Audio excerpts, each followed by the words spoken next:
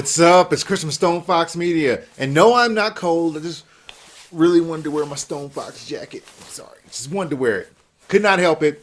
I know a lot of people are bored right now because, you wish for all these wonderful days off and then you get them from like work, school, you name it. And then all of a sudden you're at home and it's winter and you're like,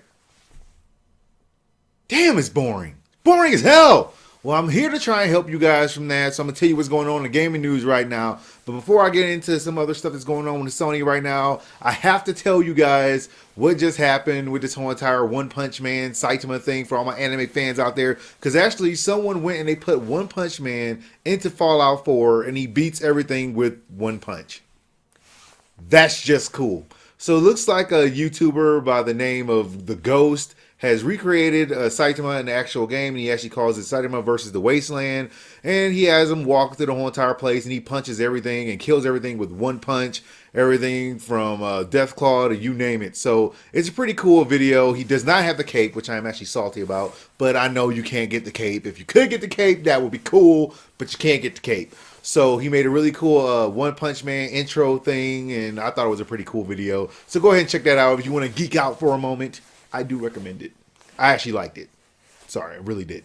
Now, moving on from that, let me tell you what's going on with this whole entire Sony thing right now, because it looks like Sony is kicking ass because PlayStation 4 was the highest earning product at Best Buy on Black Friday, according to a research firm. And they did show that, based on 151,000 receipts, they did actually find that PlayStation 4 was among the top things that was actually bought at Best Buy. Is actually kicking ass this month. I think they sold somewhere around 1 million consoles this month. So that's really cool. Good for them. I mean, it is PlayStation. I know a lot of people are going to say, oh man, Xbox is better. Oh man, PC is better. But here's what I say, okay? Because I do get asked this question a lot. And they say, hey, which one should you buy? Should you buy Xbox One? Should you buy PlayStation 4? Which one should you buy? Well, I believe you should buy the console wherever your friends are. And I'm going to stick to that because that is so true. You cannot have a PlayStation 4 and all your friends have an Xbox One. That's just stupid because you're sitting there all by yourself like that lonely kid, and you don't want to be that lonely kid. I don't want that to happen to you.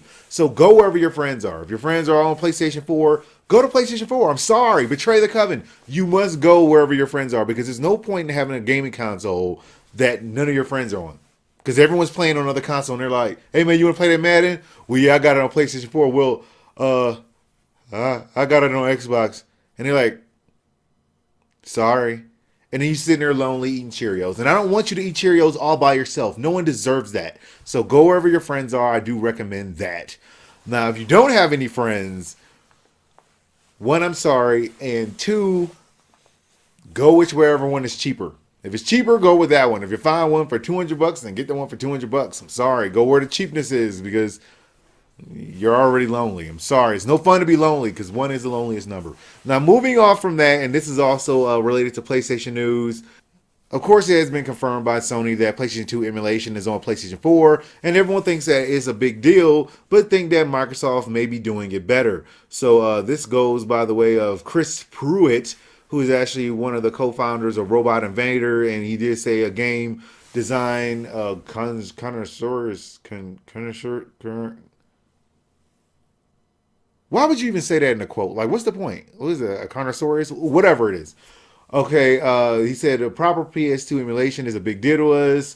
He also said a huge chunk of the golden age of horror games mentioned above ran on PlayStation 2, and many of the games are absolutely worth playing.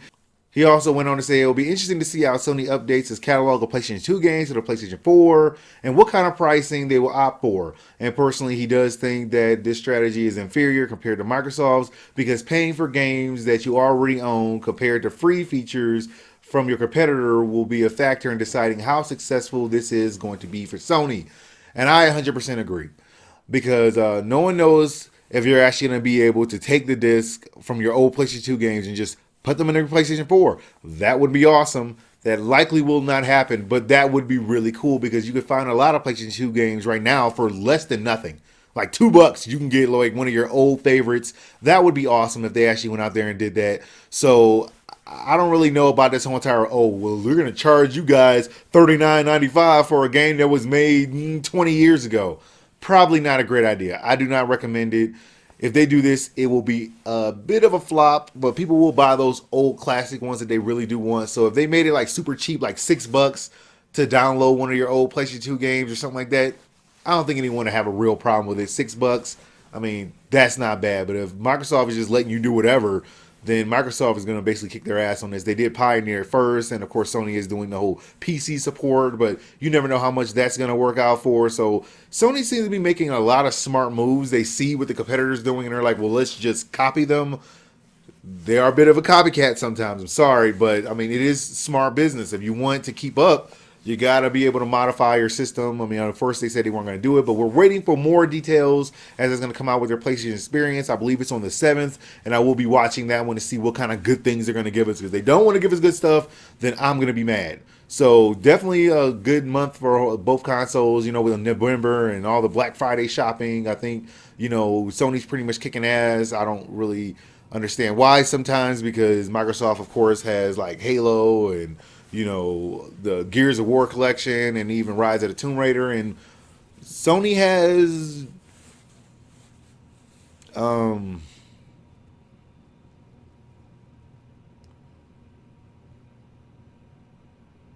shit.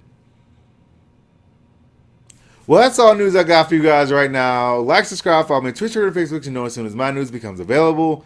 Thank you guys for watching, and I will holla at y'all later. Thank you guys for watching my whole entire episode. I really do appreciate it. Hit that like and subscribe button, and after that, go to my StonefoxMedia store. Get cool things like shirts, iPhone cases, you name it. Even got mugs. There's nothing in the